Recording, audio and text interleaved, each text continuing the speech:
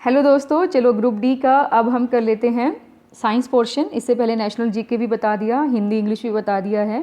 ठीक है, तो अब साइंस के जो 15 क्वेश्चन हैं वो भी सोल्व कर लेते हैं। ये मैं आपको इंग्लिश में कराऊंगी, इंग्लिश मीडियम में, क्योंकि मैं जब साइंस टीचर रही हूँ तो मैंने इंग्लिश में ही कराया है, तो हिंदी में साइंस में थोड़ा हाथ तंग रहेगा मेरा। हाँ, लेकिन कुछ अगर बताने लायक होगा तो मैं दोनों लैंग्वेज को हाईलाइट करती हुई चलूँगी। ठीक है, आप वहाँ से आप थोड़ा सा देख लेना। तो देखिए, if a person kidney stops working the person can not survive unless their blood is filtered bye artificial kidney. तो ये जब होता है, किडनी फेलियर हो जाता है, तो उसकी डायलिसिस होती है और उसी से फिर उसका जो ब्लड है उसको प्योरीफाई किया जाता है। ठीक है, तो हमारे पास क्या आ जाएगा, डायलिसिस इसका आंसर आ जाएगा। तो किडनी को इसको जो है बोला गया है वृक। अगर वृक जो है वो काम करना बंद कर दे, कृत्रिम वृक लगाया जाएगा आर्टिफिशियल, तो क्या करेंगे, डायलिसिस उसको बोला जाएगा। नेक्स्ट है, निम्नलिखित में से कौन सा स्थलीय प्राकृतिकवास नहीं है। प्राकृतिकवास मतलब आप कह लिए कि टेरेस्ट्राइल हैबिटेट नहीं है। टेरेस्ट्राइल में हम ये जो है ज़मीन वाला पोर्शन जो है लेकर के चलते हैं। तो डेजर्ट, रेन फॉरेस्ट और ग्रासलैंड तीनों ही हमारे पास रहते हैं, लेकिन पौंड इसके अंदर नहीं रहेगा, इसलिए पौंड हमारे पास आंसर आ जाएगा। The SI unit of mass is, mass की जो एसआई यूनिट है, द्रव्यमान की जो एसआई यूनिट है वो क्या रहती है, किलोग्राम रहती है। यानी कि कोई भी वस्तु है उसका मास तो हमेशा मिलेगा ही मिलेगा। ठीक है, और मास को किस में मेज़र किया जाता है, किलोग्राम में मेज़र किया जाता है। अब वो is standing at a distance of 50 centimetre from the plane mirror.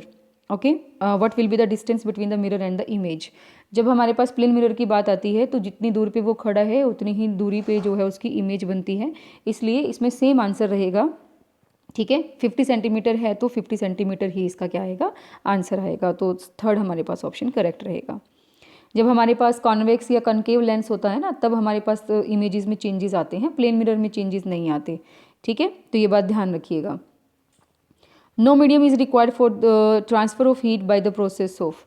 अब ये कह रहा है कि कौन सा ऐसा मीडियम की ज़रूरत नहीं, किस में ऐसा मीडियम की ज़रूरत नहीं होती है जब हमें हीट जो है ट्रांसफ़र करनी होती है। तो कंडक्शन में भी हीट होती है, ट्रांसफ़र कन्वेक्शन में भी होती है, ट्रांसपीरेशन में भी हमारे पास होती है।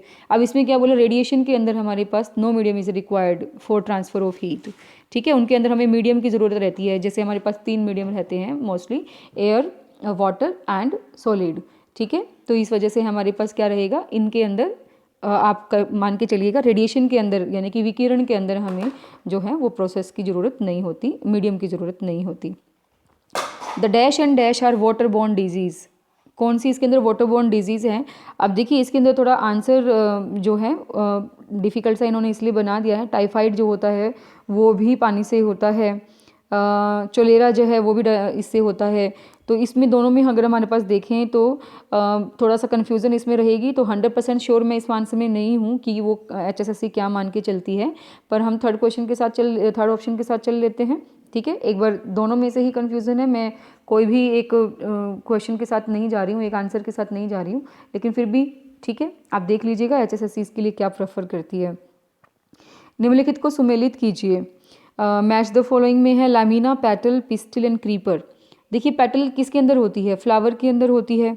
ठीक है, अब ये हमारे पास किस में आ गया, बी फोर्थ में, बी फोर्थ ये वाला आ गया हमारे पास, ए थर्ड। लैमिना किस में, लीफ के अंदर होता है। सी पिस्टिल, पिस्टिल किसके अंदर है, वीक स्टेम के अंदर होती है, ओवरी के अंदर। ठीक है, क्रीपर किसके अंदर होगा, क्रीपर देन वीक स्टेम के अंदर होता है, तो इसलिए हमारे पास पिस्टिल जो है ओवरी के अंदर आ गया। ठीक है, जब आप फ्लावर का जो एक पूरा पिक्चर होता है, अगर वो आप उसको स्टडी करते हो, ठीक है, तो आपको उसमें पता चलेगा कि किस तरीके से उसकी पार्टीशन होती हैं, पोलन ग्रेन्स होते हैं और सब।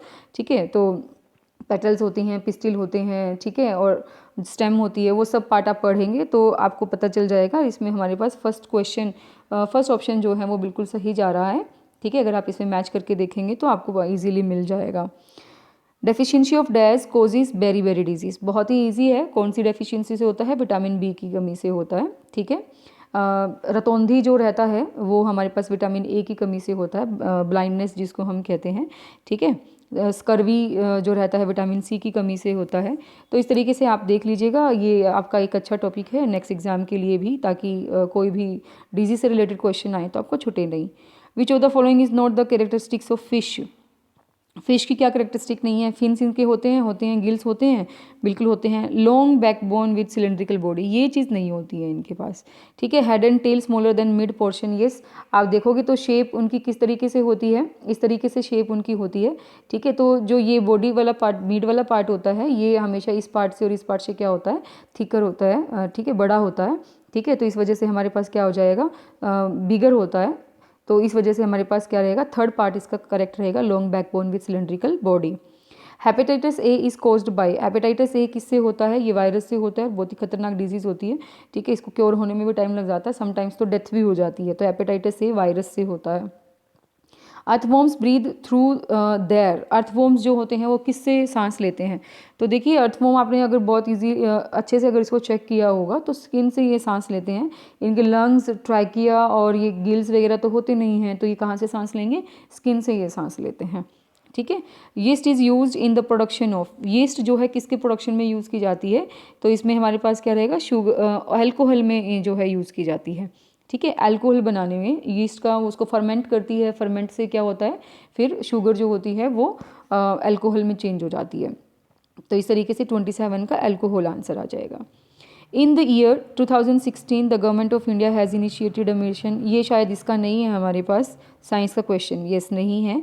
नेक्स्ट हमारे पास है match electrical component given in the column 1 and 2, हमें ये मैच करने हैं। अब देखिए ये जो इसमें ये तो बल्ब का ही है, ये तो बिल्कुल इजीली दिख रहा है हमें, ये बल्ब का हो गया। और ये जो है जब इलेक्ट्रिसिटी पास की जाती है, ठीक है, तो बटन ऑन है कि नहीं है, स्विच ऑन, ये इसका हो ही गया, ठीक है। ये सर्किट ऑन है, ठीक है, इलेक्ट्रिक सेल का हमारे पास ये आ जाएगा, इलेक्ट्रिक सेल, ये बैटरी का आ जाएगा। तो देखिए क्या रहा हमारे पास, अगर हम देखें स्विच ऑन का बी का थर्ड आ रहा है, बी का थर्ड हमारे पास फोर्थ में है, ठीक है एक तो। और फिर भी चेक कर लेते हैं, बल्ब का हमारे पास सी का सेकंड है, सी का सेकंड है, तो इसलिए हमारे पास फोर्थ इसका आंसर आ गया, ठीक है। चलिए बहुत इजी आए हुए थे, बहुत ऐसा कुछ था नहीं कि बहुत डिफ़िकल्ट रहे हों आपके लिए। अगर आपने 10th तक की भी साइंस अच्छे से की हुई है ना, तो ये आप इजीली निकाल पाए होंगे। The property of metals by which they can be beaten into thin sheets is cold, जब हम शीट्स बनाते हैं, मेटल्स को पीट पीट के चादर बना देते हैं उसकी, तो उसको मेलेबिलिटी कह लेते हैं, कूटनीयता, ठीक है। लेकिन अगर उसको तारों में चेंज किया जाता है, उसकी वायर्स बनाई जाती हैं, तो वो डक्टिलिटी होती है, क्या होती है, डक्टिलिटी होती है, उसको तारों में चेंज कर दिया जाता है।